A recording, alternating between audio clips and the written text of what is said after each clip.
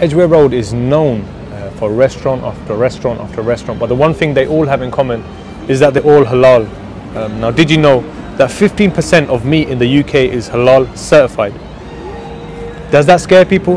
Do people have a fear that Muslims are now taking over?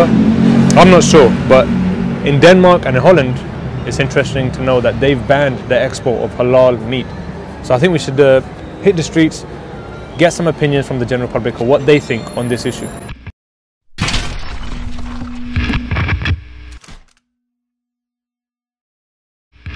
There's a restaurant advertising that it's halal. Does that affect your decision in actually sitting there and eating their food? It doesn't matter to me whether the restaurant sells halal meat or not. If it's halal meat, I'll eat it. If it's normal meat, I eat it. I don't care. Meat is meat to me. 15%. I think it's a bit too much because it's not a traditional thing in here and all over Europe. So I think we should take a bit more care of preserving what we already have. So keeping in mind everything that you've just said, would you eat in a halal restaurant? I'd definitely eat in a halal restaurants, but I don't think it would be right for all restaurants to be halal. You know, have halal restaurants, have other restaurants as well. He said that 15% is too much. How can 15% be too much? 15% is nothing. Then off camera he mentioned that, he said to me that, look, you're British Muslim, but British comes first. You're British before you're Muslim. So what that means is you should be open to trying pork.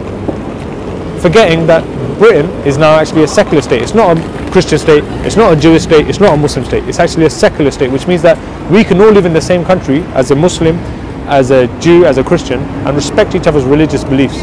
Now we're going to go meet a young imam who lives in London to get a better understanding to what halal actually is. They're banning halal meat in more and more countries. Do you think that it's a fear of Islam, that because it's an Islamic concept it's wrong, or do you think that they've studied it and they've come to the conclusion that it's bad for society? I don't think anyone who's studied what halal is can come to the conclusion that it's something which is harmful for your body. I mean, personally I know the method of slaughter in Islam, which is ultimately halal, or anything that's halal, it's for your own well-being, it's for your own betterment, you know, for your own physical well-being.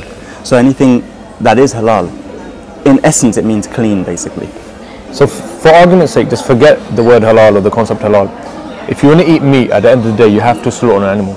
So what's the difference between the halal concept of slaughter, or rather the halal method of slaughter, to a normal method of slaughtering an animal? Well, there's not much difference, to be honest. Most of the slaughterhouses in the world, generally, they slaughter in the same way that Islam prescribes. The method is that you slaughter at the neck, you hit the jugular vein first so that you drain all the blood out, but you don't cut the sensors which are attached between the brain and the heart, so that the messages can be sent from the brain to the heart to pump as much blood out. Because obviously when a wound is made, the blood has to be pumped out in order to heal the wound. So when the blood is all pumped out and the brain is sending those messages, when all of it has been bled, then the entire neck is severed from the body. And that is the method of slaughter that Islam prescribes. And on top of that, you invoke the name of Allah, which in essence is a sort of, you know, taking permission from God Almighty to slaughtering an animal and making him go through some sort of pain, and seeking forgiveness, but at the same time seeking permission to use that animal for consumption. Today we are on our way to Oxford to visit a halal slaughterhouse to find out a bit more about the concept of halal. So let's see what happens. We're here in Willowbrook Farm with Mr. Lutfi, and he's going to show us around and hopefully answer some of our questions. Your issue is about the large-scale slaughter, and this is the hypocrisy. In Denmark, battery chickens, factory farming, mass slaughter is all allowed, yet they seem to have an objection to kosher and halal. I think it's a question of getting your priorities, and yeah. There's a lot of hypocrisy, and it's motivated by just xenophobia. So there's that relationship with the animals that you have to maintain. You know, they have to trust you, you have to look after them, and you have to produce a natural, tayyib, healthy product, and then thank Allah for it with the slaughter. So we're on our way back from the farm. It was a very interesting visit, learnt a lot, especially because when you think of the concept of halal, you only think of the way the animal's killed.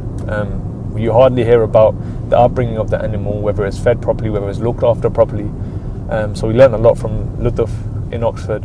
And now we've got in touch with a scientist who works in Hammersmith Hospital. We just want to know now, rather we're going to ask him that scientifically, is there anything wrong with the method of halal slaughtering? There are obvious advantages of draining the blood completely. So the reason why we are slitting the neck with a single swipe is so that all the blood is lost. If all the blood is lost, then the infectious material doesn't come in contact with the meat. That means that the meat is likely to be of higher quality. Obviously, science needs to prove this, but it's more likely that the meat will be more healthier if there is no blood or any trace left.